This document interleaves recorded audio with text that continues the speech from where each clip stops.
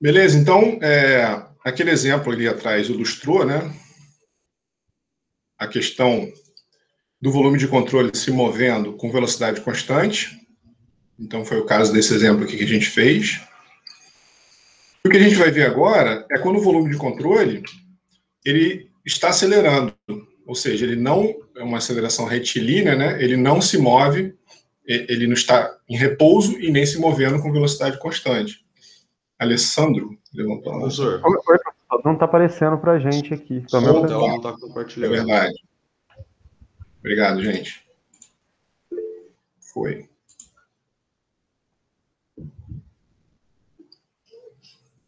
Agora tá, né? Ok. Valeu.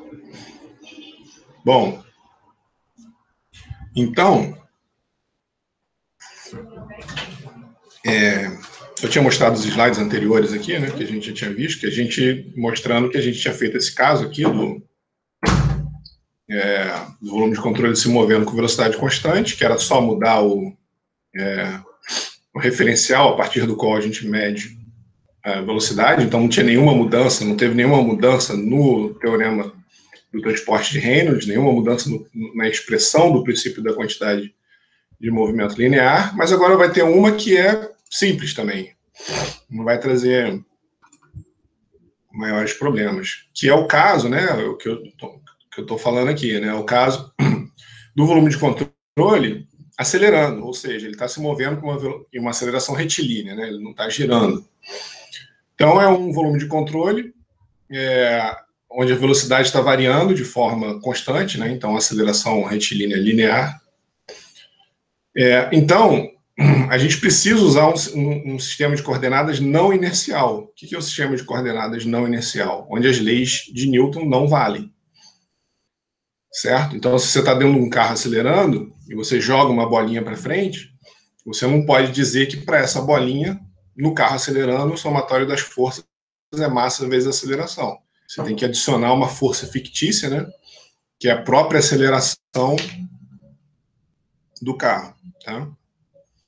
Então, um exemplo de aplicação dessa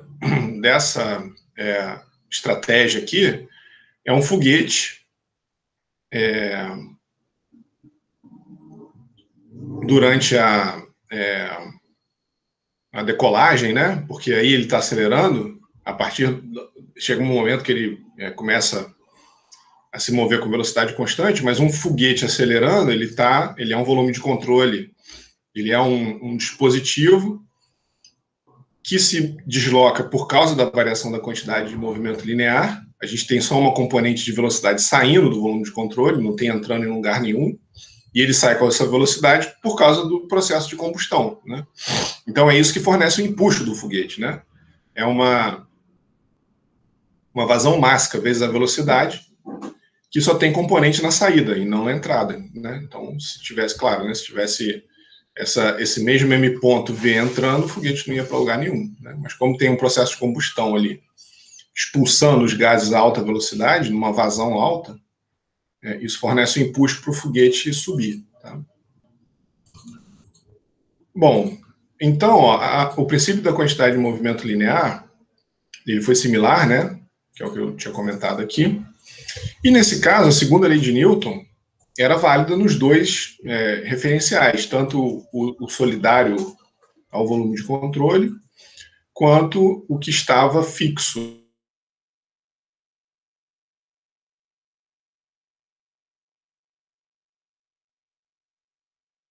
Caiu de novo, caramba.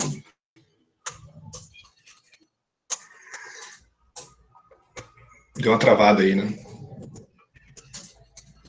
Foi, professor, deu uma travada sim. Voltou? Falou aqui para mim que eu tinha travado.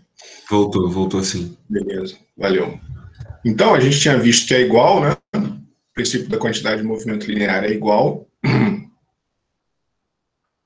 quando o referencial está parado ou se movendo com velocidade constante. Mas agora, se o volume de controle estiver acelerando, a segunda lei de Newton não vale mais. Ou seja, o somatório das forças com relação a esse referencial x, y, z, que é o absoluto, que é o inercial, que está aqui fora, ele não vai ser igual a variação da quantidade de movimento linear no referencial xzinho, yzinho, zzinho, não vai ser igual ao somatório das forças.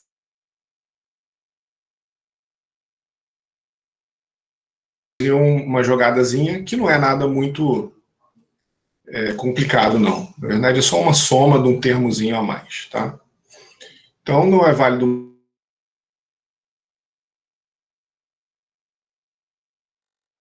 a mecânica newtoniana vai para o espaço, a gente tem que buscar um referencial inercial, né?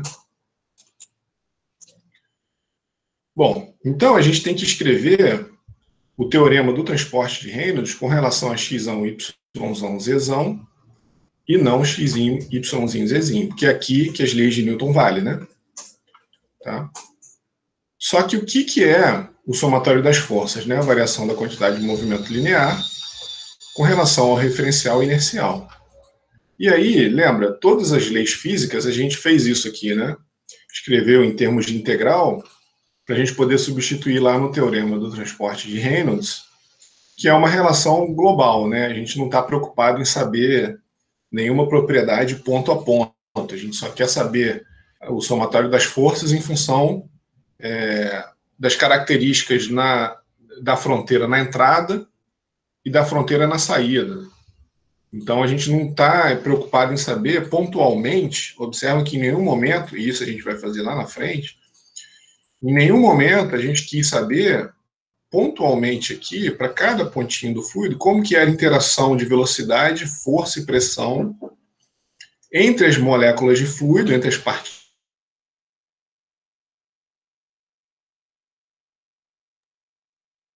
Fez isso tudo baseado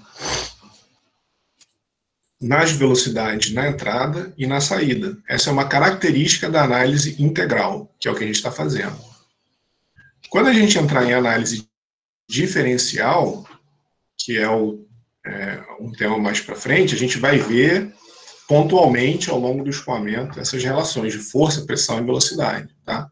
Então, a análise integral, que é o que a gente está fazendo, que só se preocupa em saber as propriedades nas superfícies de controle, né, nas fronteiras, onde o escoamento entra e sai, a gente precisa escrever todas as relações, que é o que a gente fez, né, na forma integral. Tá? Então, a gente vai fazer a mesma coisa. O que é a quantidade de movimento linear em xão, yzão, zzão na forma integral? É a derivada no tempo da integral da velocidade dm. Integral na massa de v dm. Para um corpo rígido, que é o que a gente está acostumado, né, um corpo rígido, se movendo com velocidade uniforme, o v vai para fora, integral de m dm, a própria massa vira massa vezes a velocidade. Mas a gente escreve nessa forma integral para aplicação em escoamento de fluidos. Tá? Beleza? A gente pode trocar aqui a integral com a derivada, né? Então fica a integral de dv xão, yzão, zzão, dm. Mas a velocidade v, né, e até por isso que a gente fez aquelas somas vetoriais no exemplo anterior, o vzão, a velocidade com relação a xão, yzão, zzão, vetor, é a soma vetorial da velocidade xzinho, yzinho, zzinho, né, com relação ao sistema de coordenadas que está solidário ao volume de controle, mais... Então, é a velocidade com que esse cara se move com relação ao volume de controle, é a velocidade com que o volume de controle se move com relação a esse referencial, mais a velocidade do referencial. Tá? Beleza? Então, essa é a soma vetorial que a gente fez no exercício anterior, né? Se você está chegando perto de uma pessoa, jogando um jato d'água, você vê a velocidade aumentando, né? Aí é uma soma. Se você está se distanciando de uma pessoa com uma mangueira na mão, aí você subtrai, né? Então, isso daqui é essa soma vetorial que a gente fez no exercício anterior. Se a gente quiser fazer translação pura, que é o que a gente está fazendo, né? Sem rotação, com relação a xão, yzão, zzão, que é o que a gente está vendo, né? Ele só está transladando. Então, a derivada desse cara, que é a aceleração, né? A derivada da velocidade com relação a xão, yzão, zzão, é a aceleração, que é a soma vetorial das acelerações, da mesma forma que a gente fez para a velocidade. Né? Então, para translação pura, Essa soma vetorial vale e a soma das acelerações também. Tá? Tranquilo, né? Nenhum mistério maior aqui. Isso a gente até já fez, inclusive, né? No exercício anterior. Tá? Bom, então dv(x1, y, zão, dt é azão xão, xão, y, zão, que é a soma vetorial das acelerações do volume de controle com relação ao referencial não inercial, mais a aceleração do referencial não inercial. Tá? Certo? Então está aqui descrito isso que eu acabei de falar. E aí eu substituo. Por que eu substituo aqui? Porque eu preciso do dv dt para calcular a quantidade de movimento linear e, com isso, saber a relação entre o somatório das forças que agem no volume de controle para a variação da quantidade de movimento linear de um volume de controle que acelera num sistema de referência que está acelerando também, tá? Beleza? Então, esse cara está acelerando, o volume de controle está acelerando, num referencial que acelera. Tá? Então, essa é a transformação, né? O que a gente precisa fazer para conseguir calcular a segunda lei de Newton num referencial que acelera, que é onde a gente não consegue aplicar a segunda lei de Newton. Né? Por definição, um referencial não inercial é um referencial que a gente não aplica a segunda lei de Newton. Tá? Então, é por isso que a gente precisa calcular o dvzão no referencial que a gente consegue fazer a relação com a soma das forças, né? Então, o dvzão dt é a aceleração, né? Certo? Essa expressão que a gente falou aqui anteriormente, tá? A relação entre a aceleração do sistema de coordenada referencial para o sistema de coordenada não inercial, tá? Sistema de coordenada inercial e não inercial e a própria aceleração do referencial. Certo? Então, a gente joga aqui, ó. Aqui, né, a gente consegue, no referencial xão, yzão, zão, a gente consegue calcular a segunda lei de Newton. Então, expandindo aqui, ó, né, o dvzão dessa forma, a gente vem para cá. Tá? Beleza? Então, o somatório das forças é a integral da aceleração dm, né, ou dv dt, né, certo? dv do referencial dt, mais a integral do dv xzinho, yzinho, zzinho, dt. E aí, ó, o que eu faço? Ó, eu escrevo o somatório das forças no referencial não inercial com relação à variação da quantidade de movimento desse referencial não inercial, mas agora eu tenho que subtrair isso que eu estava falando. Né? Eu tenho que aparecer um outro termo que compense a aceleração desse referencial, que é esse termo aqui, integral da aceleração do referencial não inercial dm. Tá? Então, o que a gente estava fazendo até agora era essa igualdade aqui. Ó. Tá? Todas as expressões que a gente determinou até agora era daqui para cá. O somatório das forças era igual à variação da quantidade de movimento linear.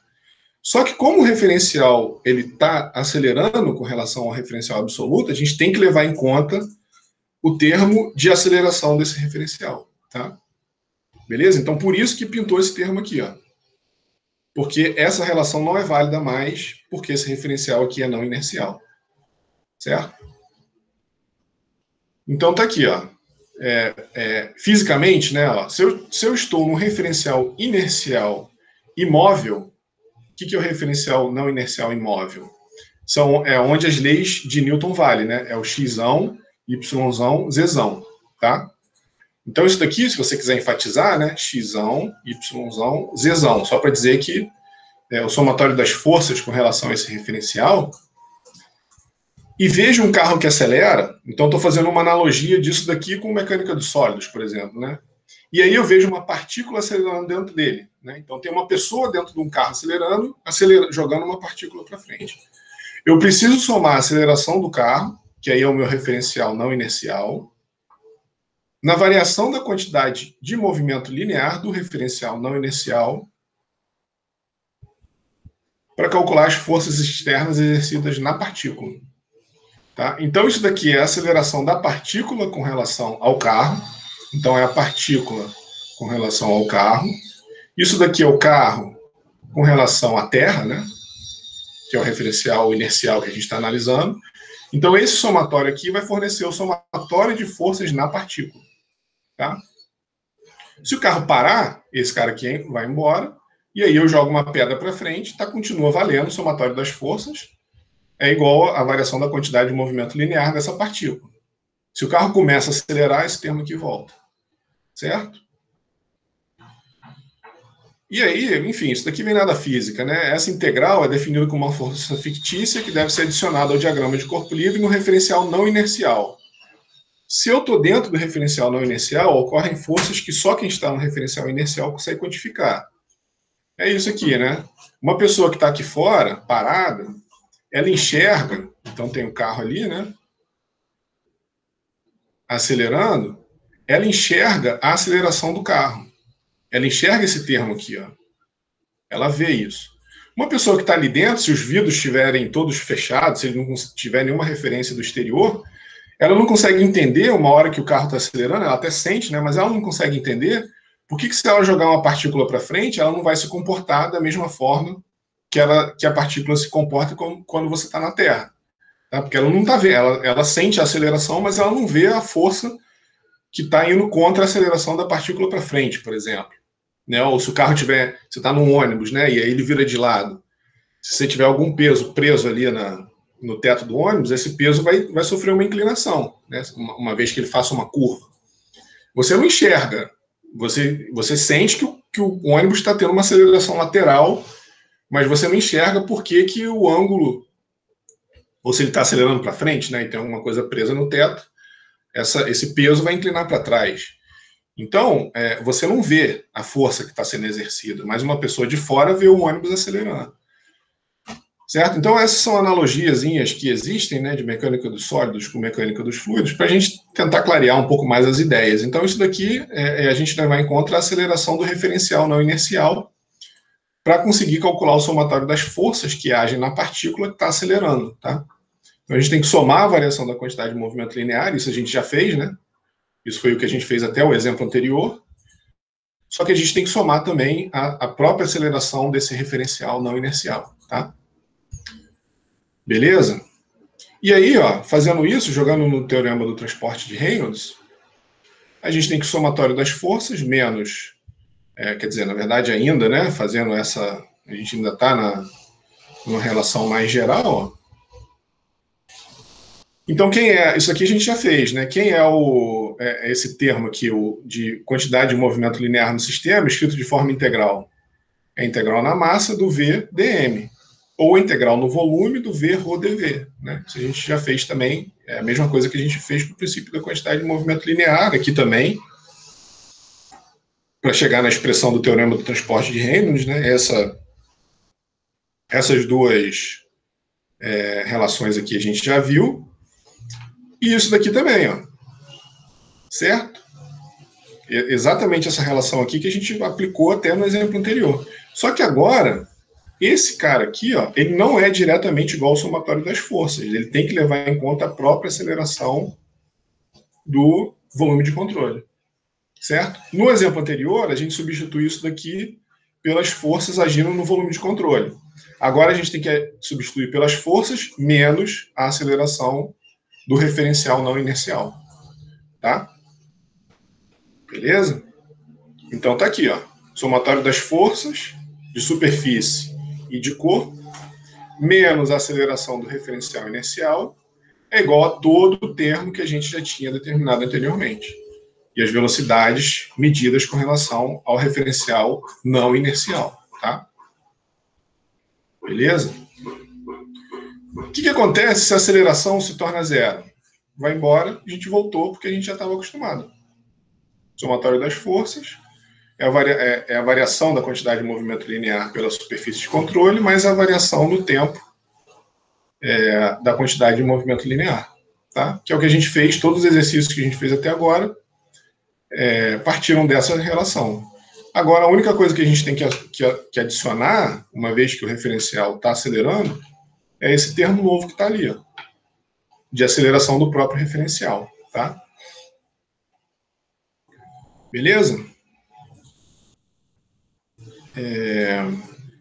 Da mesma forma que eu fiz lá atrás, eu fiz uma analogia com física lá atrás, que eu pulei também, né? Porque é mais para quem quiser, na cabeça, né, ter um pouco uma relembrança, né, do que uma lembrança do que era toda essa questão quando vocês estudaram em física.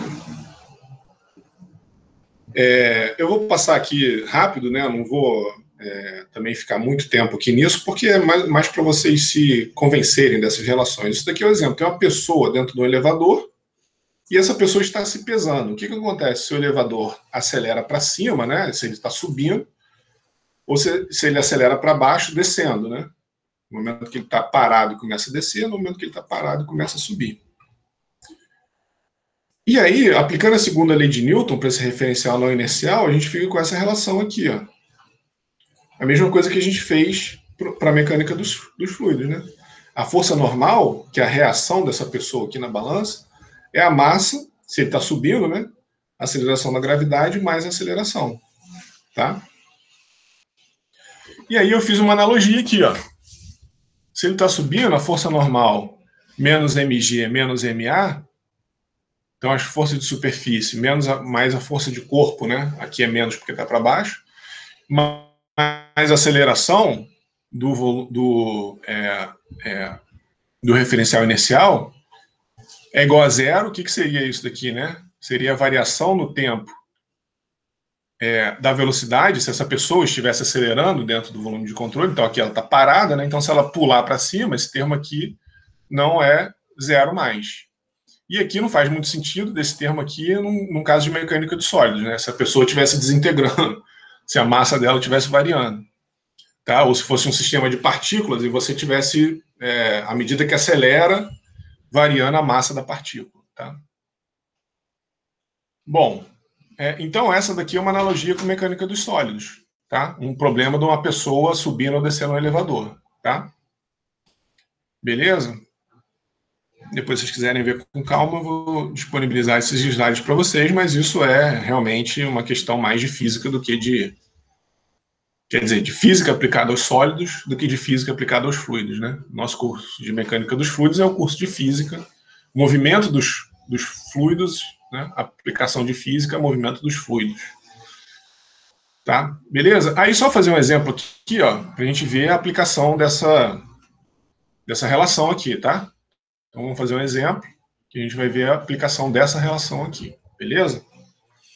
Então, ó, um foguete com massa inicial de 400 quilos deve ser lançado verticalmente. Na ignição, a vazão dos gases de exaustão é de 5 quilos por segundo, assumindo que só gasolina está sendo queimada, porque isso daqui é a massa inicial...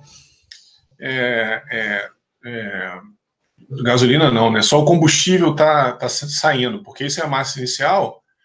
E aí, enfim, o processo de combustão é muito complexo, né? Então, estou fazendo essa hipótese aqui só para simplificar a análise, porque é claro que tem combustível, enfim, uma série de outros elementos aí que são expulsos, né? O processo de combustão aqui normalmente é um sólido, então é uma coisa meio complexa, né? Então, só para simplificar a vida aqui, imagina que só o combustível está saindo ali, tá? E a velocidade, né? A vazão máxima é de 5 kg por segundo e a velocidade de 3.500 metros por segundo, relativo ao foguete, aqui, ó, tá? Com relação ao foguete. Ele quer saber a aceleração inicial do foguete e a velocidade após 10 segundos se a resistência com ar é desprezada, né? Porque o foguete está subindo e aí o atrito com ar exerce uma força para baixo, né? Então, desprezar a resistência com ar e ele quer saber a aceleração no início e a velocidade após 10 segundos. Então, de novo, né? Esse é um exemplo clássico de mecânica dos fluidos, porque a gente tem a vazão máxima aqui, né? Se a gente tem aqui o nosso volume de controle em torno do foguete, o volume de controle está acelerando, certo? É o nosso ARF, que a gente tinha falado ali atrás. Não existe vazão máxima entrando em lugar nenhum aqui, em nenhuma superfície de controle. E a gente só tem aqui, atrás do foguete, uma velocidade em 2, não sei se você quiser chamar, né? Tá? Então, esse termo de velocidade só existe na saída, não tem na entrada. Então, a gente tem uma variação da quantidade de movimento linear que vai exercer o empuxo num foguete que está com uma certa aceleração.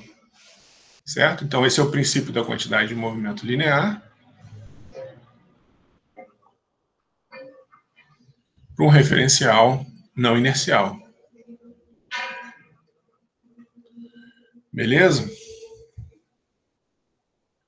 Bom, então, o que a gente faz, né? Está aqui uma representação simbólica aqui do foguete, né? O volume de controle em torno dele. Aqui o teorema do transporte de Reynolds, para esse caso. Então, a gente não tem nenhuma resistência com ar, então as forças de superfície são zero. Não existe força de superfície agindo ali. E a força de corpo em Y, né? Então aqui está em Y, porque a gente só está interessado no que acontece na vertical, né?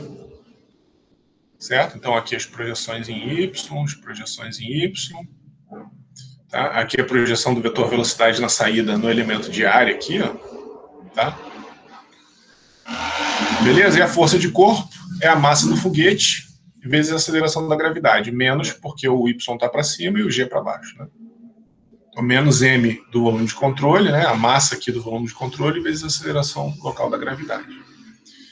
E nesse caso, a massa do volume de controle vai ser uma função do tempo, porque a gente tem massa saindo do volume de controle a uma taxa m.e, tá? A cada segundo, o volume de controle perde m.e quilos por segundo de massa, certo? E a gente tem que saber calcular essa expressão em função do tempo para poder jogar aqui no teorema do transporte de Reynolds. A massa não é constante mais. Todos os exemplos que a gente fez anteriormente, a massa variava. Nesse exemplo do foguete, a massa era constante. Agora, a massa varia, tá? Porque está saindo, né, ele tem 400 quilos por segundo, e sai uma quantidade considerável disso a cada segundo, tá vendo? Tá? A cada segundo, essa massa total aqui diminui de 5 quilos. Então, como que a gente leva isso em conta no princípio da quantidade de movimento linear, acelerando, né? Certo? Então, a gente parte da conservação da massa, a continuidade aqui, ó. E aí, esse termo aqui não pode ser zerado mais, porque esse termo é justamente a variação da massa no volume de controle, né? O ρ é constante, esse termo ρ aqui vai variando no tempo, né?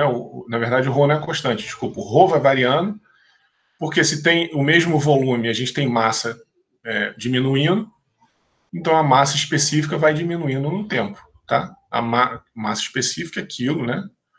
Por metro cúbico. O metro cúbico permanece, o volume permanece, mas os quilos de massa dentro do volume de controle vão diminuindo, certo? E isso acontece por uma taxa líquida de massa saindo do volume de controle. O que é a taxa líquida de massa saindo do volume de controle? É o que sai menos o que entra. Não entra nada. Aqui, no caso, essa taxa líquida é positiva. Quando vai para o lado direito da equação, vira negativo, tá? Certo? Então, d dt, da integral do ρ dv, menos integral na superfície de controle 1. Aí a gente faz, né? O que é a velocidade na saída? É o VE, né? Certo? Aqui, ó, o VE, velocidade na saída. Tem o nosso V, x, y, z na saída aqui, ó. Só tem componente em y, né? Certo? Produto interno com a área.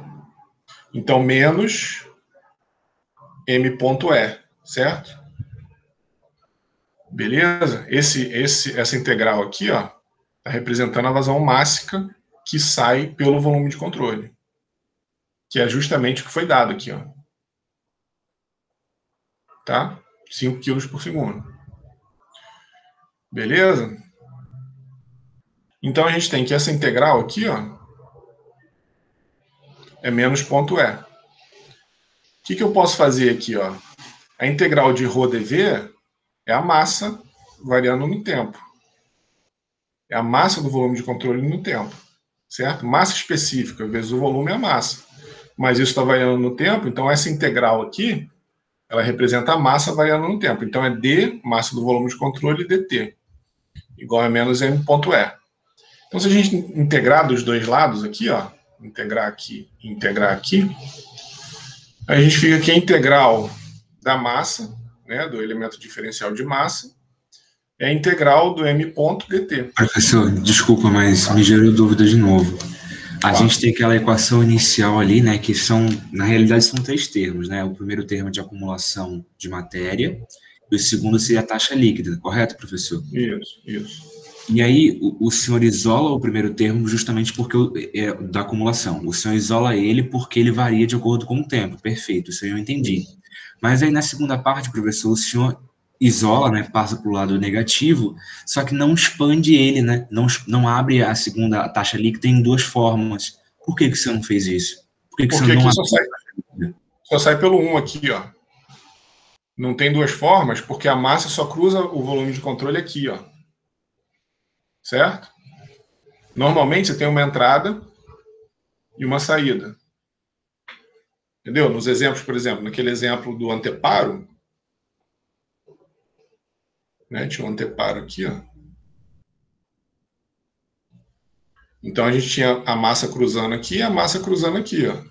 Aqui não, só tem no 1. Por isso que só está na superfície de controle 1. Esse termo aqui é o fluxo pela superfície de controle, né? Certo? Então o fluxo pela superfície de controle só vale em 1 aqui. Por isso que não tem. Sentido. Esclareceu tudo. Muito obrigado. Valeu. Beleza. Certo? E isso daqui é a vazão máxima que está passando ali, né? Integral de ρ VdA é a vazão máxima que sai ali. Tá? Aí, beleza. Então, integrando aqui e aqui, né? Integrando dos dois lados, a gente tem que a integral de 0 a t, m.e dt.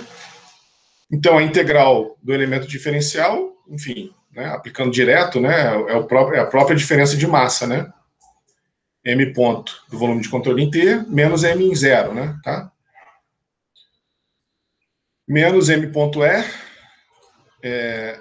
vezes o t, certo? Então, esse cara aqui não depende do tempo.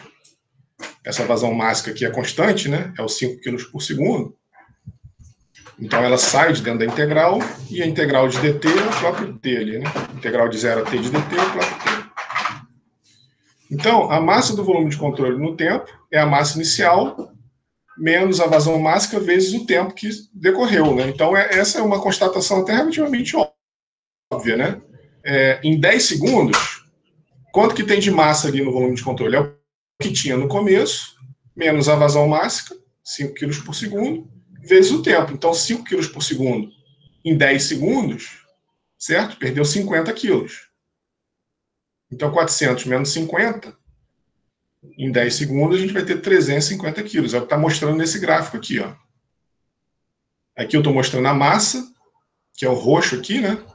Então, começou com 400 quilos, e aí, de forma linear, né, ele vai perdendo, a cada segundo ele perde 5 quilos de massa.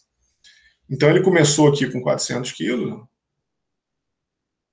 tá? Estava aqui, né, no tempo t igual a 0, na verdade, né? Ficou meio torta a minha.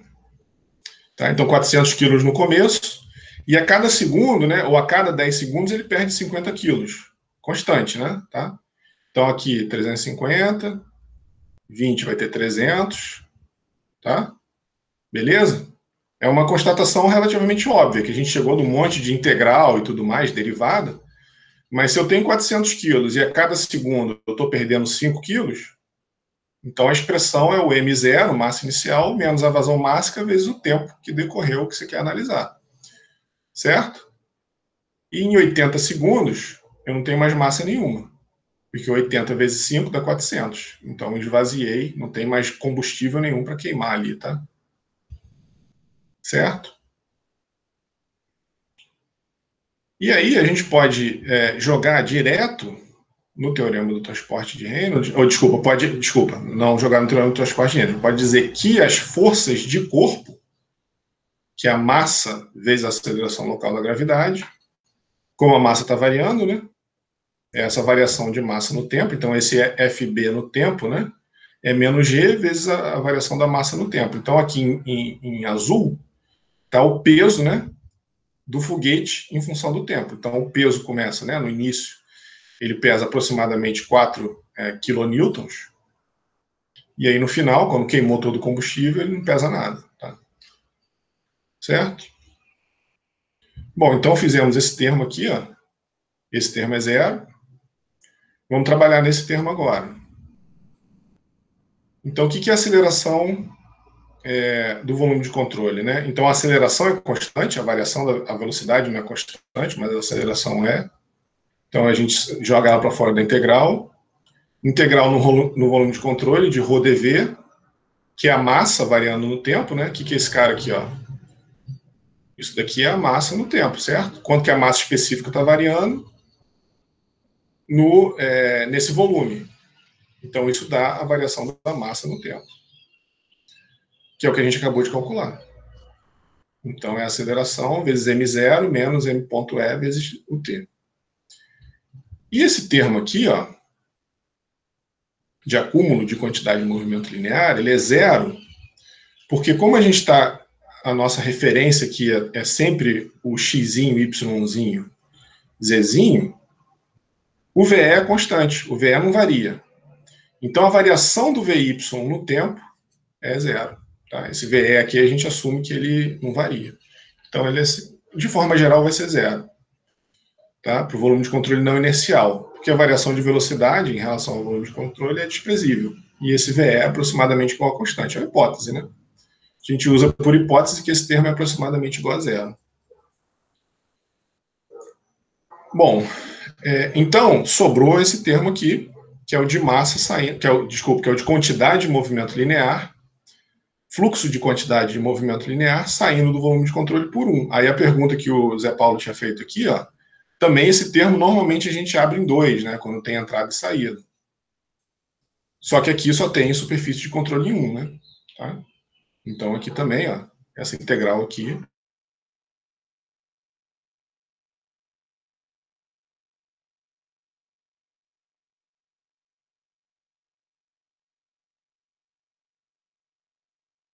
Teve uns exemplos que esse termo aqui não apareceu em 2 ou em 1, quando a projeção dele era 0, né? Tá? Beleza? Como aqui não tem entrada, aí que não vai ter mesmo. Bom, então esse termo também é bem simples, né, de ser trabalhado. Então, quem é a integral na superfície de controle 1 do VY, ρ e a projeção da velocidade na área, né? Então, a velocidade y é constante, uniforme, a gente tira para fora da integral. E isso daqui, ó, a gente viu anteriormente lá, que é a vazão máxima.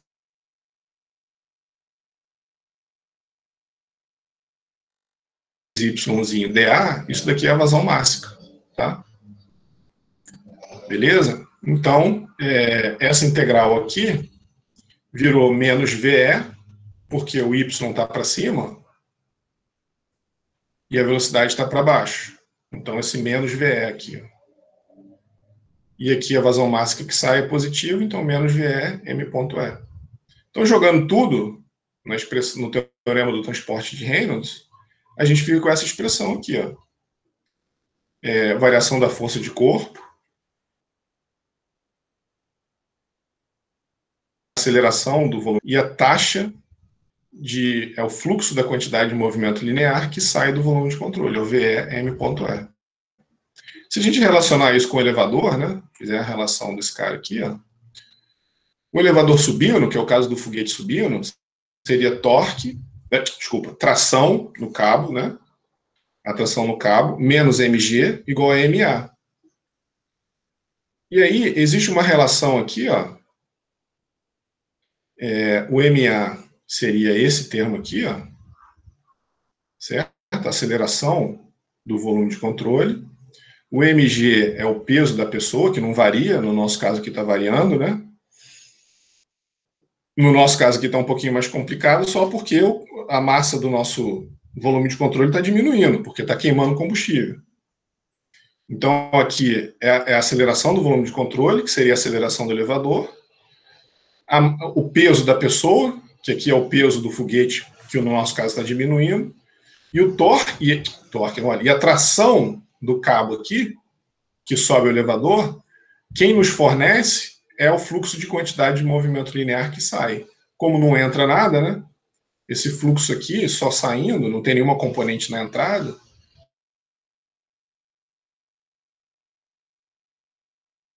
Ação, né? Que nesse caso aqui se chama empuxo, né? Num foguete. O empuxo no foguete ele vem justamente desse termo aqui, ó, da vazão máxima vezes a velocidade com que o gás sai ali pelo foguete, tá? Beleza?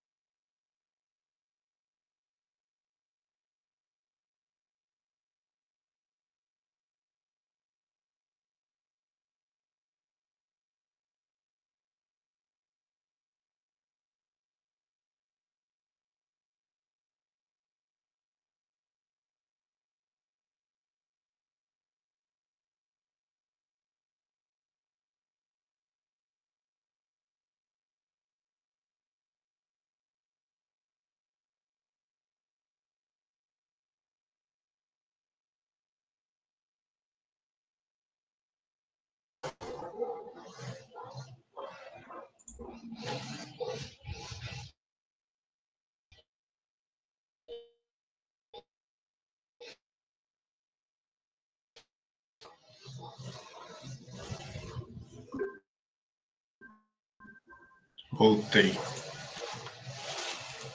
A internet está horrível hoje.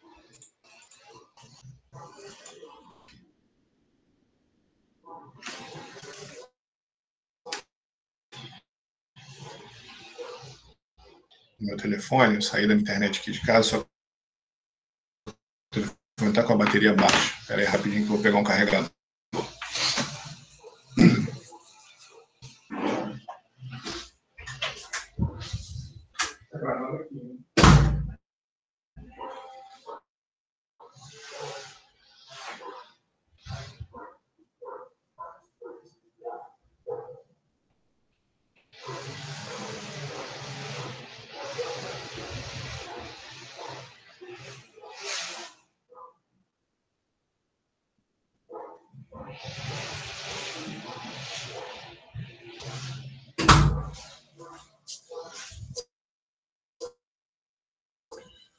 Voltei. Carregar aqui, porque senão ele morre também. Hoje está difícil. Bom, vamos lá. Então, o que eu estava falando aqui era da analogia com o caso do elevador, né? Então, eu estava mostrando que a tração no cabo do elevador menos o peso dessa pessoa é igual a massa vezes a aceleração do elevador, no caso dele subindo, né? E no nosso caso, o que a gente tem aqui, ó, quem faz o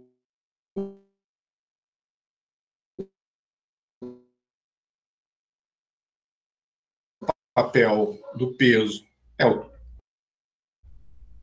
aceleração do elevador, de novo, multiplicando pela massa que está diminuindo com o tempo. E quem faz o papel da tração no cabo é justamente a variação da quantidade de movimento linear. Tá? O termo de vazão mássica vezes a velocidade que só sai ali do volume de controle. Ele não entra, tá? Beleza? Então é isso daqui que se chama variação da quantidade de movimento linear, tá? E aí o que eu fiz aqui, ó? O que ele pede aqui, ó? Opa. Beleza? Então a aceleração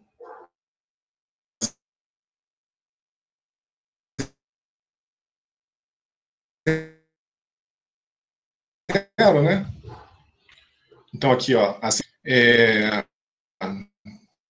a gente simplesmente isola, né, esse termo, certo? Então fica, e multiplicando,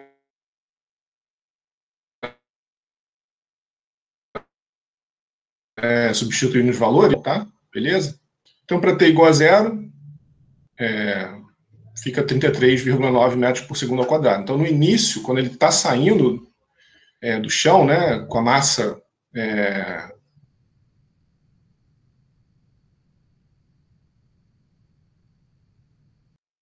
máxima dele, 9 metros por segundo. E aí, ele pede também a velocidade após 10 segundos. E aí, a velocidade a gente tem que integrar, né, dv/dt é igual a aceleração, tá? Só que o dv/dt, que é a aceleração, a gente acabou de determinar aqui, né, é essa expressão aqui, certo? Então, isso daqui é igual ao dv/dt. Então, a gente integrar essa expressão, a gente chega na velocidade, tá? Então, integrando essa expressão, a gente chega na velocidade. Aí, enfim, isso é cálculo, né, integral, né, por substituição e tudo mais. Então, aqui está explicado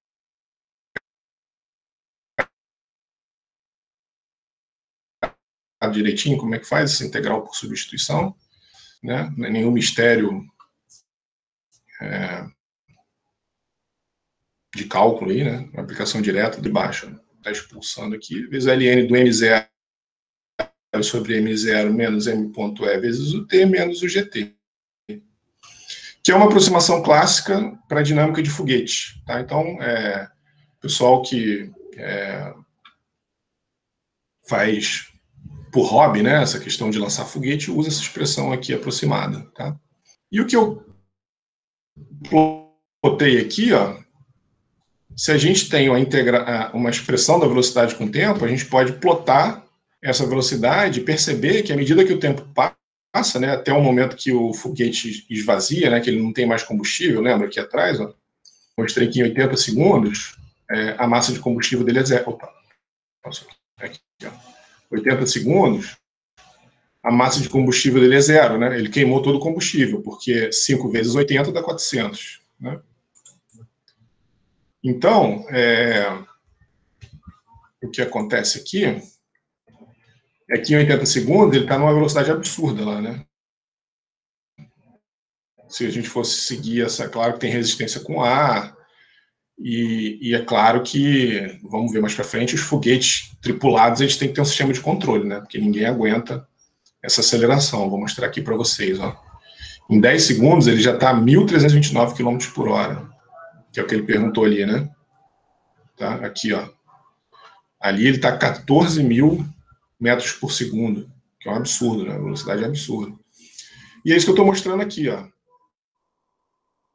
Se você botar a força G dessa aceleração aqui, ó, contra o tempo, você observa que à medida que o foguete vai esvaziando, a força G vai ficando absurda. Ó. Essa foto aqui é um exemplo que eu tirei lá da internet, né? Que não sei se foi na Segunda Guerra Mundial, mas teve um camarada, não sei se foi da Marinha, da Aeronáutica, lá dos Estados Unidos, que ele fez em si experimentos de desaceleração e aceleração, né? Quanto que o corpo aguenta a força G. Então, de 1 a 3, ó, ele estava acelerando a 12G. Até aqui, ó, 1, 2, 3, ele acelerou a 12G. E de 4 a 6, ele desacelerou a 22G. Então, aqui, nesse foguetinho aqui, ó, ele chegou a 3.500G. Então, é impossível qualquer pessoa resistir a isso, né? Não tem como. Aqui em 500G, o cara já implode, né? Não dá mais.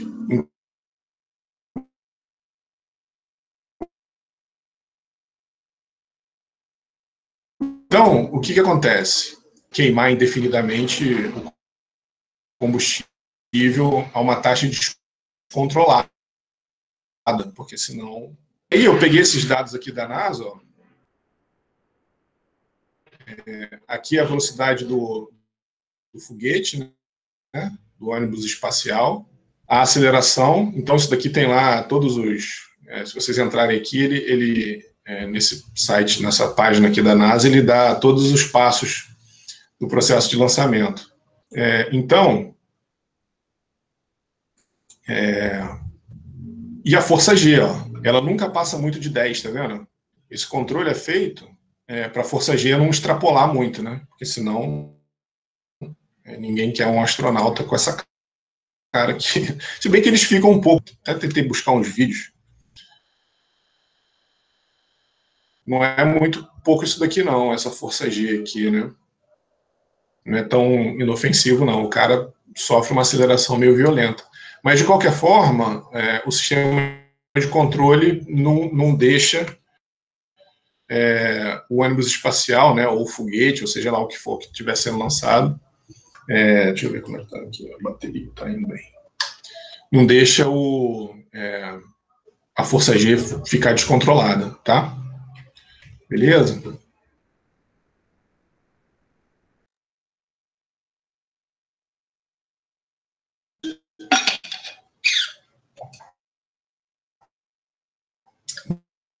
Bom, de movimento linear com aceleração arbitrária, aí considera a rotação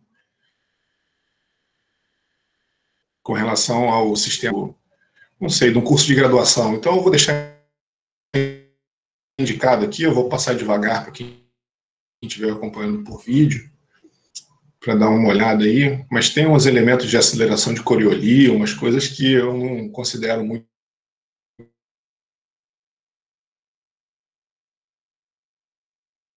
pertinentes. Isso daqui, na verdade, eu peguei, mostra isso, né, uns livros mecânicos dos fluidos. Então, no princípio da quantidade de movimento linear,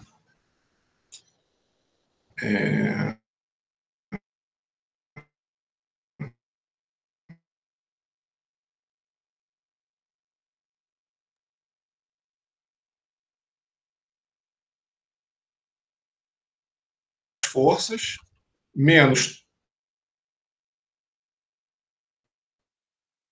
Opa! Travou aí, Alessandro? Então, professor, tá falhando bastante. Tá travando mesmo, professor. Eu ia comentar agora também. Voltou? Travando muito. Começou a ficar ruim da onde, mais ou menos? Até aqui estava bom ou não? Aí, professor, até aí tava travando, mas ainda consegui entender. Mas depois Aqui foi muito? disso, Aqui foi bem? foi mais ou menos. Deu para acompanhar, Tá. professor. Não tá contínuo, Beleza. Então, não. a única coisa. Beleza. A única coisa que eu falei aqui, estava roteando. O negócio tá brabo hoje. Aqui. Celular. Vamos ver se melhora agora. Bom, então, a única coisa que eu estava falando aqui é que esse caso aqui eu não vou dar com detalhe, eu não vou cobrar, isso não é matéria de prova, só para deixar indicado para vocês, porque está lá na ementa, mas eu não cobro isso na prova, porque eu acho um pouco fora do propósito do curso de graduação. Que é o seguinte caso, a gente tem um volume de controle acelerando com relação a um referencial inercial, e essa aceleração ela pode ser linear e rotacional, tá? Então, é uma aceleração totalmente arbitrária. Ele pode acelerar, transladando e rotacionando. Melhorou aí ou não? Tá mais... Melhorou. Tá gravando. Valeu, Para mim melhorou. Beleza. Então, aqui eu vou deixar indicado só, né, como é que se chega na forma final. Mas a questão, enfim, entra uma questão de aceleração de Coriolis, umas coisas que eu acho que não tem muito propósito em mecânica dos fluidos. Então, vou deixar indicado aqui como é que se chega, vou passando devagar aqui os slides. Se alguém algum dia precisar resolver essas questões, estão indicadas aqui, mas no curso isso não vai ser cobrado. E aí a forma final é essa expressão aqui, que se vocês observarem que a menos desse termo aqui, ó, ela é igualzinha à expressão que a gente já vinha analisando anteriormente, onde esse termo leva em conta a aceleração da translação ali, né? E todos esses outros termos aqui levam em conta os termos de aceleração rotacional, tá? Beleza? Então, se a rotação for zero, esses termos vão embora. Se a aceleração com relação à translação do corpo for zero, esse termo vai embora e a gente fica com todos os termos que a gente já conhecia anteriormente, tá? Então tá aqui embaixo, ó. Só com uma aceleração retilínea e sem aceleração nenhuma, tá? E aqui esse é o caso mais geral, que não vai ser cobrado aqui no curso, tá? Esse caso aqui de cima não vai ser cobrado. Só para deixar indicado para vocês, se algum dia vocês precisarem, essa é a forma mais geral de todas, tá? Beleza? E aí, a última matéria da V1 é o princípio da quantidade de movimento angular, que também é uma extensão assim simples do que a gente fez para o princípio de quantidade de movimento linear. Se vocês entenderam bem, ou se vocês entenderem bem o princípio da quantidade de movimento linear, o princípio da quantidade de movimento angular se torna trivial tanto quanto a relação entre força e torque, né? O torque é o ponto de aplicação, né? É a rotação, né? A força rotacional causada por uma força com relação ao braço de alavanca. Então, o princípio da quantidade de movimento angular, ele segue exatamente essa mesma ideia, tá? Então, sempre que a gente quer calcular torques com relação a algum ponto pela variação da quantidade de movimento angular ou a quantidade de movimento linear, a gente vai ver que existe uma relação íntima dos dois. Então, se vocês entenderam a quantidade de movimento linear, isso daqui vira trivial, tá? Esse começo aqui é só uma relembrada nas questões de rotação, né? Que aí eu também não vou perder muito tempo com isso. Quem tiver dúvida, né? Velocidade, a velocidade linear é o raio vezes a velocidade angular, a aceleração tangencial é o raio vezes a aceleração linear ali do corpo, né? Onde o ômega deteta dt, né? Quanto θ está variando com o tempo, que é o V sobre R, que é, enfim, são essas relações aqui, né? Então, essa relação, ela está intimamente relacionada a essa daqui, né? V ômega R. A aceleração derivada segunda do θ com relação ao tempo, então, a aceleração tangencial sobre o raio, né? Tá? Beleza? Então, são essas, enfim, a relação entre radiano e grau. Tá? Então, são coisas triviais aí, né? Então, ó, o torque é o raio vezes a força tangencial, né? Então, aqui não é raio produto escalar com força, porque eu já fiz a componente ali, né? Raio, força tangencial, certo? É a força que age aqui, só essa componente tangencial a 90 graus com raio, né? Beleza? Definição do torque, né? E eu posso escrever isso como integral na massa do raio. O que é a força?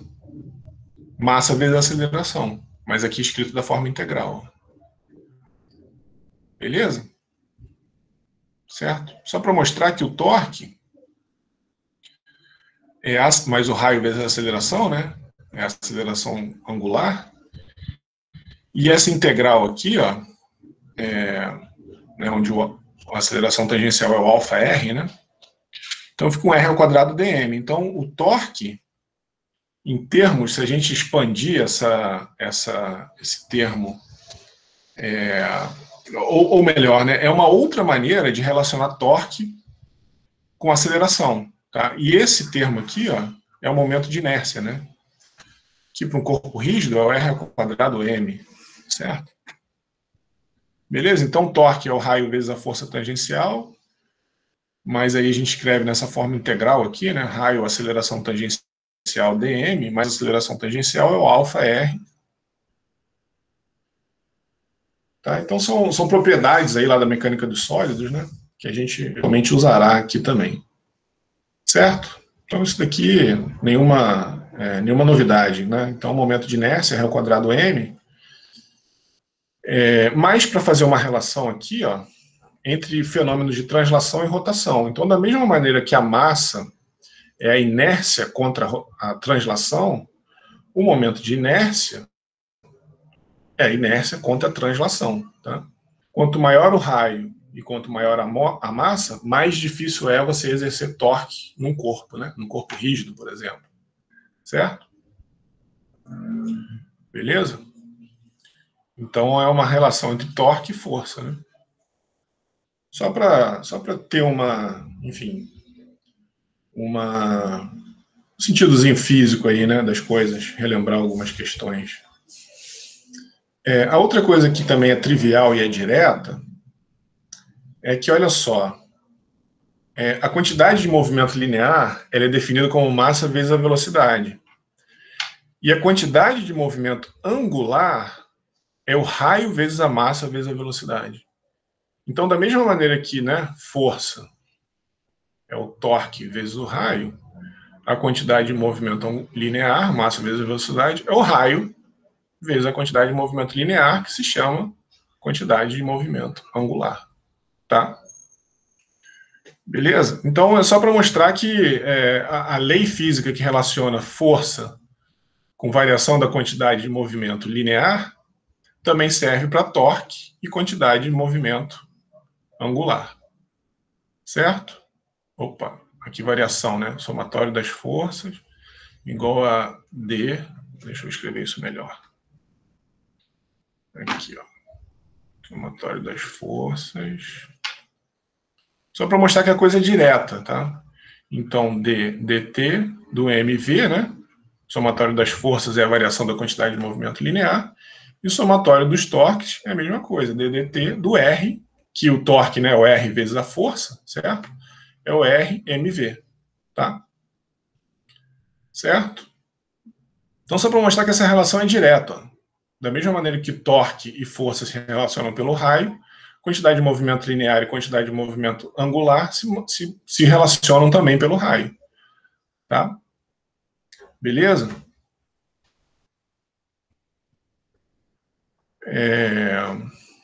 Enfim, aí também é uma coisa, né?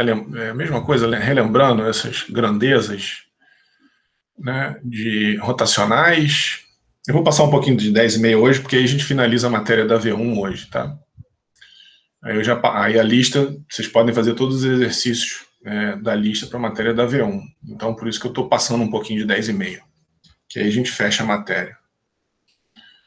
Bom, aí uma analogia, enfim, quantidades lineares e quantidades angulares, né? A massa é equivalente ao momento de inércia para as quantidades angulares, né? Então, aqui linear e aqui angular. Então, aceleração linear, aceleração angular, velocidade linear, velocidade angular, momento, quantidade de movimento linear, mv, quantidade de movimento angular, o i ômega, que veio aqui, ó, justamente desse termo aqui, ó, rmv, mais a velocidade é ômega r, né? Então fica r ao quadrado m ômega. E aí a gente aplicando isso, né, escrevendo em termos de integral, r ao quadrado ômega dm. Opa, ou então até mais simples, né? R ao quadrado vezes a massa é o i, né? Certo? Então o h também pode ser escrito em função do i vezes ômega, onde o i é r ao quadrado vezes a massa. Então, da mesma forma que a gente tem a massa vezes a velocidade, a gente tem a quantidade de movimento linear vezes a velocidade angular, tá? Beleza?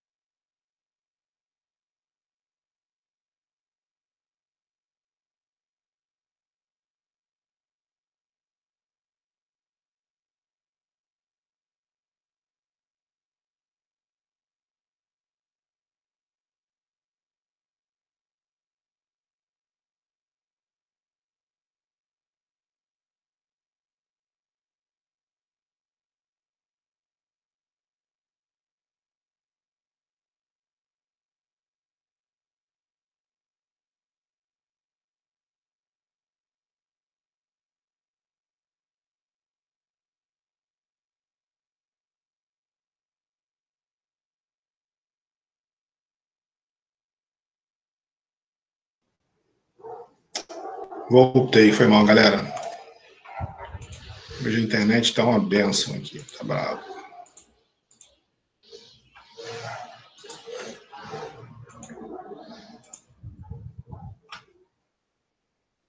Bom, então, basicamente, tudo que eu falei com relação à quantidade de movimento angular até agora se resume por essas relações aqui, né? Eu estava falando que eu vou passar um pouquinho de 10,5 também para acabar a matéria da V1, tá? Hoje, na aula de hoje. Aí vocês já ficam com a lista de exercícios para fazer, né? A prova é segunda que vem, então eu termino a matéria da V1 hoje, tá? Então, eu só estava relembrando aqui, né, algumas grandezas lineares e angulares. Tá? Então, força se relaciona com torque, quantidade de movimento linear se relaciona, né, o somatório das forças é a variação da quantidade de movimento linear, e aí para grandezas angulares a gente tem o somatório dos torques, é a variação da quantidade de movimento angular, certo? Beleza? E aí,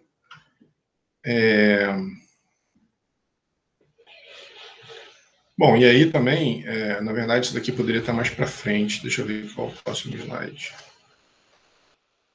Tá, deixa eu jogar isso daqui, deixa eu mudar isso daqui que está mal localizado. Isso aqui. Tiro isso daqui e coloco aqui. Acho que faz mais sentido. Bom, então, ó, o que eu estava falando é o seguinte, ó, o princípio da quantidade de movimento linear nada mais é do que a quantidade de movimento linear aplicada a problemas envolvendo rotação. Então, a gente pode analisar o momento com relação a forças agindo no sistema, com relação ao raio R e a variação da quantidade de movimento linear. Por quê? Ó, somatório das forças é a variação da quantidade de movimento linear. Se eu simplesmente fizer o produto escalar nos dois lados, ó, aqui, ó, produto escalar do raio com a força, produto escalar do raio com a quantidade de movimento linear. Equivale ao que a gente quer, que é exatamente isso daqui, ó, somatório dos torques é a variação da quantidade de movimento linear. E chamar esse cara aqui de H, né, simplesmente batizei esse cara aqui de H, que é quantidade, isso daqui é quantidade de movimento angular. E esse cara aqui, quantidade de movimento linear. E esse cara é força, e esse cara aqui é o torque, tá? Então, na verdade, a gente nem precisaria, se quisesse, falar do princípio da quantidade de movimento angular. É só pegar o princípio da quantidade de movimento linear e aplicá-lo com relação a algum raio, que a gente tem os torques envolvidos no sistema. Mas para ficar uma aplicação direta, a gente faz isso. O somatório dos torques é a variação da quantidade de movimento angular. E aplica isso direto no teorema do transporte de Reynolds.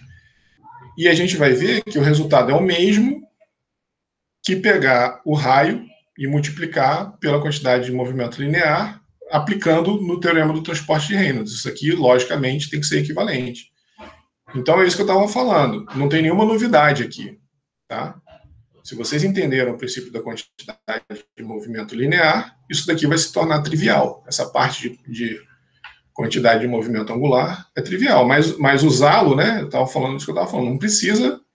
Se você entender que produto escalar do raio com a força é o torque, e que isso se relaciona, né? Se a gente multiplicar o produto escalar do lado esquerdo, tem que multiplicar do lado direito aqui, ó. Mas a gente fazer o princípio da quantidade de movimento angular é mais direto, é conveniente, mais direto. Tá? Beleza? Então a gente simplesmente vai fazer a mesma coisa que fez até agora. Quantidade de movimento angular é o raio, produto escalar com o VDM, lembra que o P, o nosso P, que era a quantidade de movimento linear, era integral na massa do sistema do VDM, né? Certo? E a quantidade de movimento angular é simplesmente fazer o produto escalar aqui, ó. Só isso, tá? Mesma coisa que a gente fez anteriormente. E para um... Professor, Fala, Eduardo. esse produto aí, ele é escalar ou é vetorial? É vetorial, eu falei escalar, né? Acho que está no slide ali também. Aonde? Anterior? É. Cadê? Ah, é. Valeu, cara. Vetorial. Obrigado, cara. Senão, realmente não tem nada a ver, né? Produto vetorial. Tá? Valeu. Então, isso aí, ó. Fazer o produto vetorial. Eu transformo quantidade de movimento linear e batizo quantidade de movimento angular. E relaciono isso, ó, que seria a mesma coisa que fazer o produto com a força, tá? Beleza? Certo? Então é o que eu estava falando aqui atrás, né? Beleza? Mesma coisa. Isso aqui, ó.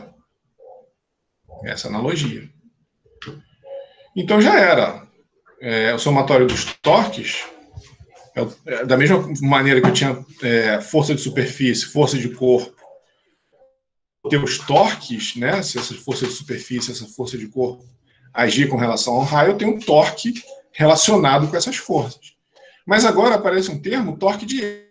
Porque eu posso ter um eixo, né? Eu posso ter uma bomba, eu posso ter um compressor, posso ter algum dispositivo que o torque está sendo gerado diretamente ali para o volume de controle, tá? Que, de fato, esse termo aqui vai ser muito importante quando a gente analisar bombas, por exemplo. Então, são todos os torques que agem no sistema, tá? E aí, de novo, né, essa questão do torque de eixo, se a gente der a velocidade, isso é só um detalhe, né? Se a velocidade, porque normalmente a velocidade angular é radiano por segundo. Mas se ela for dado em RPM, a gente tem que fazer essa conversão, né? De RPM, cada rotação tem 2 π radianos, e 1 minuto tem 60 segundos. Então, se a rotação for dada em RPM, a gente tem que converter para radianos por segundo. Tá? Todo o ômega que entra nas fórmulas de quantidade de movimento angular são em radianos por segundo. Então, o trabalho de eixo, por exemplo, se for ômega t, né? Velocidade angular vezes o torque, certo? O que é a potência de eixo? Não é o trabalho de eixo, né? A potência de eixo. O que é a potência que um eixo transmite? É o torque que ele transmite vezes a velocidade angular que ele está rotacionando. Mas a velocidade angular tem que ser em radianos por segundo, tá? Beleza? Bom, aí, direto, né? Quantidade de movimento angular, fazendo aquela relação que a gente faz sempre para as relações intensivas e extensivas. Então, o Nzão vai ser a quantidade de movimento angular, associado a uma quantidade intensiva, raio vezes a velocidade, da mesma forma que a gente tinha o Nzão igual ao P e o eta igual à velocidade para a quantidade de movimento linear, tá? Beleza? Então, multiplicando pelo raio, a gente tem a quantidade de movimento angular e a gente tem o R vetorial com V, tá? Beleza?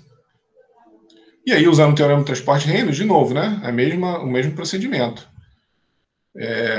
A variação da quantidade de movimento angular no sistema é relacionado com a variação da quantidade de movimento angular no volume de controle por essa expressão, da mesma forma que foi feito com a quantidade de movimento linear. Observa que é igualzinho a mesmo da multiplicação vetorial com R, tá? A menos dessa multiplicação vetorial aqui, beleza?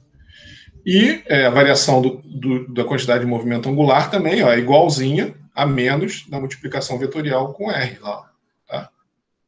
Beleza? E os torques de eixo agindo no volume de controle. Então, temos vamos dizer assim, né? O paralelo envolvendo rotação do princípio que a gente fez envolvendo translação, a menos do R vetorial ali, né? Certo? É igualzinho, é a mesma expressão. Inclusive, se vocês aplicarem o princípio da quantidade de movimento linear e multiplicar pelo braço de alavanca, o resultado tem que ser o mesmo do obtido por aqui, tá? Beleza? Então é a mesma coisa. Só que agora para rotações, tá? Certo? Então, soma de todos os torques agindo no volume de controle, a taxa de variação da quantidade de movimento angular e a taxa líquida de quantidade de movimento angular que sai pela vazão mássica, tá? Certo? Então, é a mesma coisa, né? Então, um exemplo aqui rapidinho, só para terminar a aula. é uma aplicação direta que eu vou usar a quantidade de movimento angular, mas se vocês, de novo, né, fizessem o princípio da quantidade de movimento linear e multiplicassem pelo raio, o resultado seria o mesmo. Pode deixar aberto aí, por causa da internet. Então é o seguinte, ó, tem esse sistema de tubulação,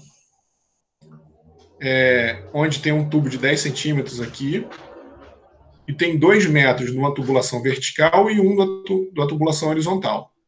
E a água descarrega na pressão atmosférica. A uma velocidade média de 3 metros por segundo, né? Então, essa velocidade aqui, na saída aqui é só em x, né? Então, logo na saidinha aqui, ela só tem componente... Opa, se aqui for x, y... Ela só tem componente em x, tá? E a massa dessa seção horizontal aqui, quando está cheio d'água, é de 12 quilos por comprimento. 12 quilos por metro, né? Então, isso daqui é 12 quilos por metro. Tá? Então, 1 metro tem 12 quilos, certo? Por comprimento de tubo. O tubo é ancorado no chão por uma base de concreto. Então, isso daqui seria, sei lá, um análogo de uma viga engastada, né? Ele está engastado aqui, está ancorado no chão por uma base de concreto. Ele quer saber o momento que está agindo nesse ponto A aqui e qual é o comprimento dessa seção horizontal aqui, ó, quanto que tem que ter esse x aqui para esse momento ser zero. Então, observa o seguinte, ó, fisicamente. Vamos pensar aqui fisicamente. Pensa na sua cabeça sem pensar em princípio de quantidade de movimento angular. Fisicamente só. O que está acontecendo fisicamente aqui? Ó? Você tem um peso que está puxando, que está tendendo a entortar, a exercer um torque aqui, né, um mg, exercendo um torque para dentro da tela. Tá? Tem esse raio aqui, né? Esse peso está concentrado na metade, isso daqui é homogêneo, né? Esse tubo é homogêneo, então o fluido escoando ali é homogêneo, então tem um peso agindo aqui na metade do reservatório, tendendo a exercer um torque de mg vezes 0,5 para dentro, certo? Para dentro da tela, beleza? Então o torque sendo exercido aqui em A pelo peso tende a tombar esse sistema para frente, né? Só que a água, quando sai ali, o que vocês imaginam, né? Imagina que esse cara fosse levinho. Imagina que tudo aqui fosse levinho e esse torque aqui fosse desprezado. Ou então, se a saída tivesse exatamente aqui nesse joelho aqui, ó. Então não tem nenhum torque. O torque exercendo para tombar o cano para frente é baixinho, né? Seria só a metade aqui desse diâmetro aqui, né? Seria pequenininho, tá? Então, se não tivesse essa seção aqui. E eu ligo o tubo. Eu ligo a água aqui e deixo a água sair. Vocês acham que tem algum torque sendo exercido aqui? Você fisicamente pensando assim, né? A água saindo aqui por esse tubo na vertical, ele tenderia a tombar esse tubo para trás? O que vocês acham aí? Sim, né? Entendeu? Se você tem uma mangueira na sua mão, você liga, ela está tendendo a te empurrar para trás. Então aqui, a tendência dessa água saindo aqui, ó, é de empurrar o cano para trás, certo? Beleza? Fisicamente é isso que está acontecendo aqui. Isso seria algo com uma propulsão, né? Parecido com o do foguete que a gente viu lá. Exatamente. Seria uma propulsão, exatamente. É isso aí. A variação da quantidade de movimento linear, que não tem nenhuma componente em X aqui, né? Só tem... Na entrada só tem em Y, mas na saída só tem componente em X, exatamente isso. Então, essa variação da quantidade de movimento linear está tendendo a exercer uma força para cá. Ó. Tá? Então, é isso que eu estava falando. Eu posso simplesmente aplicar o princípio da quantidade de movimento linear aqui, saber esse raio aqui, ó, e eu calculo o torque exercido em A. Ou então eu aplico direto o princípio da quantidade de movimento angular, que eu já levo em conta os raios. Tá? Então, eu tenho um torque tendendo a tombar esse cano para dentro, por causa do peso, e tem um outro torque tendendo a tombar para trás, porque aqui é a força aqui, né? Nesse sentido, vezes o raio aqui, vezes esses 2 metros, que está tendendo a tombar para trás. Então, isso é uma briga do peso do tubo, tendendo a incliná-lo para frente, e a variação da quantidade de movimento angular, tendendo a exercer um torque para trás. Tá? Então, por isso que ele está perguntando aqui, ó, qual é o comprimento necessário. Aqui ele já está dizendo que o torque não vai ser zero, né? Ele quer saber se a reação aqui é para fazer o cano ir para frente ou para trás. Né? Então, qual é o comprimento para zerar o torque? Para o peso balancear com a variação da quantidade de movimento angular. Tá? Qual é o comprimento que tem que ter o L aqui? O primeiro é saber o torque, quem está ganhando, né? Se é a variação da quantidade de movimento angular ou se é o peso. E depois qual é o comprimento para zerar o torque ali em torno de A. Beleza? Então vamos ver agora esse exemplo, que é uma aplicação direta, ó, do princípio da quantidade de movimento angular. Tá? Beleza? Quais são as hipóteses? Né? Distribuição uniforme da velocidade, então todas as velocidades podem sair das integrais, regime permanente, essa integral aqui vai embora.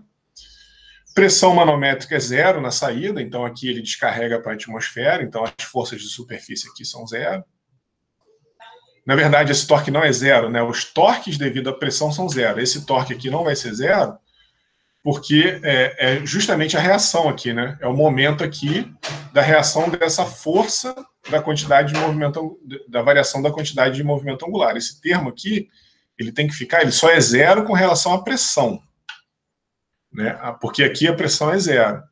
Mas ele é uma reação que aparece naturalmente, igual quando vocês fazem balanço lá, né, o esforço cortante e momento fletor na análise de uma viga. Se a gente cortou o volume de controle aqui, existia um momento que estava em equilíbrio, que ele foi cortado, que eu tenho que adicionar aqui de novo. Né? Então ele entra aqui. Ó. Tá? Essa força de superfície ele é dividido pela pressão, que na saída é atmosférica, então a gente não precisa considerar. Mas a gente tem a reação aqui, né? A reação quando a gente corta o volume de controle, que é justamente uma força de superfície que aparece ali como uma reação no momento que a gente cortou ali, né? Tem que adicionar, assim como a gente faz análise de viga em mecânica dos sólidos, no caso de um tubo engastado, tem que aparecer. Tem exemplo na lista que essa base não está engastada, ela está solta. Aí esse termo aqui todo é zero, tá? Ou se tiver alguma pressão ali, né? Ou se tiver alguma, não sei, se por acaso tiver alguma reação, né? Se essa base tivesse algum outro elemento segurando aqui, ó, aí a gente teria força de superfície, que é a reação aqui também, né? Então isso é uma análise muito mais de mecânica, né? Vocês têm que olhar o problema e interpretar ele mecanicamente, certo? Se tivesse algum elemento aqui segurando aqui, ó, a força de superfície seria esse RY ali, né? Tá? Beleza? Então vocês têm que olhar o problema, interpretar, e lá na lista de exercícios tem alguns casos que aparece o RY, que não aparece o M. Então é sempre importante fazer exercício e você analisar o problema físico para vocês verem para vocês perceberem essas nuances, né? Que cada dispositivo mecânico tem. Beleza? Então aqui a gente tem um termo de pressão que é zero, que não está exercendo nenhuma força ali de superfície, mas como ela está engastada, a gente tem uma reação ali que tem que ser adicionada, obrigatoriamente. Se ela não tivesse engastada, o momento era zero. Ou se tivesse uma rótula, lembra lá de mecânica dos sólidos, né? Uma rótula. Se tivesse uma rótula, não ia ter reação nenhuma ali, o momento seria zero. Como ela está engastada, você tem que colocar um momento ali, tá? Beleza? Então, força de corpo, esse termo aqui vai aparecer, né? Porque é justamente o torque aqui pelo peso, certo? E o torque de eixo não existe. A gente vai resolver mais para frente, na V2, e é isso daqui a matéria da V2, exemplos que envolvem torque de eixo. Aqui não tem. Tá? Beleza? Então, o nosso volume de controle está aqui. Na hora que a gente fez o corte, a gente tem uma reação ali, né, do momento, e uma reação em A, né, que é justamente essa força de reação ali para manter o tubo reto, mas a gente só está analisando os torques por enquanto, né? E essa força ela age justamente no braço em cima ali, né, do ponto que eu estou analisando um torque. Então, o torque com relação a essa força é zero, tá? Então, a gente assume esses eixos coordenados aqui. E a conservação da massa, né, aplicando direto aí a continuidade, a área não varia, escoamento incompressível, em regime permanente, V1A1 igual a V2A2, né? Certo? Então, a vazão máxima é ρ vezes a área da seção transversal, vezes a velocidade em qualquer ponto, que não varia. Então, é 1000, né? Ele considerou massa específica de 1000, diâmetro πd2 sobre 4, né? E a velocidade, então, 23,56 kg por segundo. Então, aqui é o princípio da quantidade de movimento angular, né, em regime permanente. E no nosso caso, aquilo que eu falei, né, a reação representa a reação no volume de controle do torque exercido pela variação da quantidade de movimento angular. E é semelhante, lembra, quando a gente fazia o princípio da quantidade de movimento linear, era o Rx ou Ry que aparecia lá, né, as forças de superfície. Tá? E se ele não tivesse engastado, esse termo seria zero, né? Beleza? Esse termo de força de corpo, ele é simplesmente obtido aqui, né? A gente já faz aqui, todos os torques estão em Z, né? O x, y aqui, então, todas as forças estão em x, y, então todos os torques estão em Z. Então, eu estou fazendo as projeções direto, esquecendo o produto vetorial ali, tá? Então, R1G, ρdV, né? Fazendo o produto vetorial ali, certo? R1GdV, isso daqui agindo em Z, né? Então eu não estou me preocupando muito com a notação vetorial, porque está tudo em Z, certo? Então eu estou com as projeções. Beleza? Então, assumindo o escoamento incompressível, né? Todo mundo aqui sai da integral, né? O R1, o G e o ρ, né? Então R1, G, ρ. Opa, tá errado aqui. Deixa eu apagar aqui, que eu fiz 2 vezes aqui, ó. Tá? Certo? R1 ρg, integral no volume de controle do dV, que é o próprio volume, certo? Então, R1 mg, certo? É esse R aqui, vezes a massa que está ali dentro, vezes a aceleração local da gravidade. Então, esse é o torque devido à força de corpo que age com relação a esse ponto A aqui. 0,5 vezes 12, que é 12 quilos por metro, vezes 1 metro. Tá ali, ó, 12 quilos por metro, vezes 1 metro, vezes 9,81. E a parte vertical não contribui, né? O peso de A está na própria linha de ação ali, no próprio ponto ali, passa pelo ponto de aplicação. A linha de ação de A passa pelo ponto que a gente está analisando, então o torque com relação à força vertical é zero. E agora a gente tem que analisar o termo da variação da quantidade de movimento angular, o fluxo da quantidade de movimento angular pelo volume pela superfície de controle. Bom, e aí, bom, a gente já vê direto que aqui, ó, o raio, né? A força, o raio com relação a esse ponto é zero, porque ele está no próprio ponto, então aqui zero, né? Superfície de controle 2 não tem nenhuma contribuição da variação da quantidade de movimento angular, então o raio aqui já vai embora, tá? Opa, na verdade o 1 está aqui, ó. É o contrário, é esse cara aqui que vai embora. Porque o 1 está aqui e o 2 está ali em cima, tá? Beleza? Na verdade, o 1 é isso. Aqui, ó, o 1 está aqui porque o R é zero, né? É o raio com relação ao vetor velocidade. E em 2, a gente tem o R2, é o raio com relação ao vetor velocidade. A projeção em Z, né? Na verdade, a projeção perpendicular, desculpa, não é a projeção em Z, é a projeção perpendicular ao raio, que aqui no caso é o X, certo? É o produto vetorial. Então, é o vetor velocidade perpendicular ao raio, tá? Então, é o raio vezes o V2, ρVDA. O ρVDA aqui, ele é positivo, porque a normal unitária está para fora, mas esse sinal de negativo agora é porque a gente assumiu que o torque era positivo para fora, tá? Beleza? Se você assumir que o torque é positivo para dentro, esse termo aqui que vai ser negativo, né? Tá? Beleza? Você só tem que manter a mesma convenção.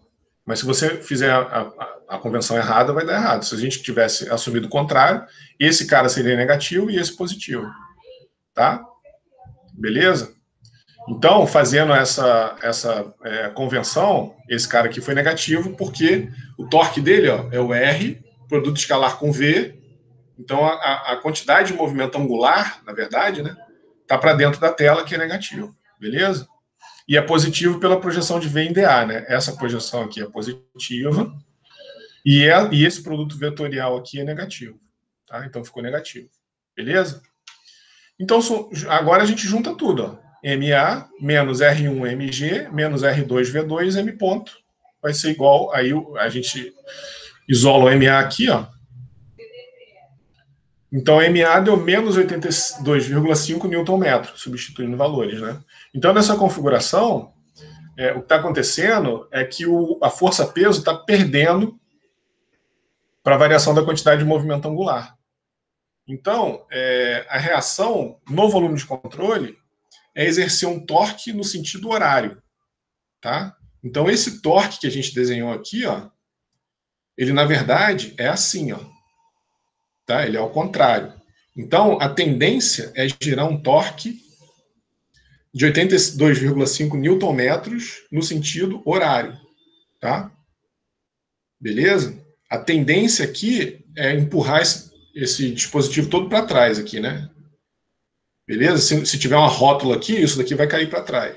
O peso não está vencendo. Certo? E aí ele quer saber quanto que a gente tem que aumentar, então, do comprimento do tubo para a força-peso balancear a variação da quantidade de movimento angular. E aí o que a gente faz? Ó, o peso da parte horizontal é 12 kg por metro vezes G, né? É a massa por metro vezes a aceleração da gravidade. Então, 12 kg vezes o G dá 117 Newton por metro. E esse peso, o peso de um elemento com L metros é 117,72 L. Mas o braço de alavanca vai ser em L sobre 2, né? Vai ser sempre no centroide. Então, agora a gente faz o somatório de momento em A igual a zero, né? Ele vai saber, ele quer saber, né? É o que ele quer saber. Então, MA, L sobre 2, né? O braço de alavanca, 117,2L, que é o peso, e a variação da quantidade de movimento angular. Então, o L tem que ter 2,4 metros para que o torque em A seja zero. Tá? Ou seja, a variação da quantidade de movimento angular está exercendo o mesmo torque no sentido horário que o peso está exercendo no sentido anti-horário. Beleza? Então, está em equilíbrio. Se você tivesse uma rótula aqui, ó, se fosse colocado uma rótula ali, esse tubo, nessa configuração de L,2,4 metros, nessa vazão máxima, com essa velocidade, nessas configurações geométricas, ele ia ficar parado. Ele não ia nem cair para frente, nem tombar para trás. Certo? Beleza? Bom, então aqui acaba a matéria da V2. Acaba a aula também. Então eu levei a aula de hoje até às 11, amanhã a gente vai até às 10, né? Para fazer as 5 horas semanais. Tá? Porque eu queria terminar a matéria hoje da V1, porque aí isso dá oportunidade para vocês já começarem a estudar, né? Então a lista de exercícios está marcado lá até o ponto que é a matéria da V1. Eu vou postar até esse slide exatamente aí no Google Classroom lá para vocês, tá? E aí vocês já podem fazer os exercícios de quantidade de movimento linear se movendo com velocidade diferente de zero e constante, com aceleração constante, o princípio da quantidade de movimento angular, e aí isso fecha a matéria da V1, tá? Que vai ser segunda que vem. Beleza? Alguma dúvida, alguma pergunta aí? Amanhã, professor, o senhor vai ser aula de dúvidas, aula de exercícios ou aula de matéria? Não, aula amanhã é a matéria da V2. Dúvida conceitual é comigo, você me manda e-mail, e dúvida de exercício é com o monitor. Os exercícios que eu faço são esses exemplos, né? Por exemplo, isso daqui é um exercício para V1. Esse aqui, ó. Então, vocês podem refazer hoje, de tarde, amanhã, ao longo da semana, no fim de semana, fazer os exercícios da lista e refazer esses exemplos que eu dei sem olhar, né? Tá? Vocês fazem sem olhar, depois olha, vê onde errou, tá? Mas dúvida conceitual comigo por e-mail e dúvida da lista com o monitor. E amanhã aula normal, matéria da V2. A gente vai começar a aula de amanhã aqui, ó. A aplicação desse princípio da quantidade de movimento angular para as máquinas de fluxo, né? Para turbinas e tudo mais. Professor, e então essa lista que o senhor passou, ela abrange toda a matéria da V1, não é isso, professor? Toda a matéria da V1 já tem uma partezinha da V2 já, que eu ainda não entrei, né? Mas toda a matéria da V1 tá lá. Certo? Professor, por favor, você poderia repetir como que vai ser a